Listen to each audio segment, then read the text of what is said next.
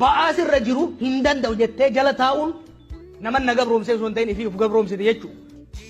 Ni dandahama jedhanii ofitti amanan taate dargaggeessi qaamni isaa waraabessa lama bulchu kun hin danda'uun akkamitti faallaa hin danda'amuuti. Faallaan hin danda'amu laaftuudha. Osoo laaffatte walgeenyi alaan oolu.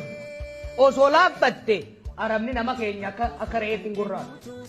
Osoo laaffatte wayyaanin firiishanii nuyi xaafii kuntaala tokkoo biyyaan hin baaftu. Laaftuu miti. Habashaan laaftuutti nu cabsiti. Abboonni keenya hanga dhumaatti falmanii. Calanqoo irratti, aanolee irratti, adulee irratti, gullallee irratti hanga dhumaatti falmanii caalamanii mo'aman qawweedhaan caalamanii.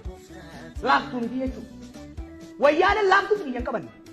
Falmattee nama 45 itti dhabdee nafxanyaa amaaraa cabsitee nus bukkeen irraa kaaftee nu bulchaa jirti. Laaftuu miti. Laaftuu miti.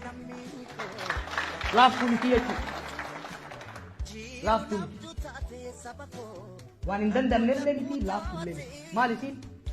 Yoo hadalay nu taate, yoo kafalman nu taate, yoo akka nama tokkootti jabaate, yoo akka hawaasaatti wal qaban, yoo akka sabaatti jaarmeeyota jajjaba, humna waraanaa jaba ka qoran nu taate, yoommoo nullee akka diina keenyaatitti duulee caccabsinee biyya teenya dhuunfachuudhaaf murannoo ka qabaannu taate wanni hin danda'amne hin jirtu.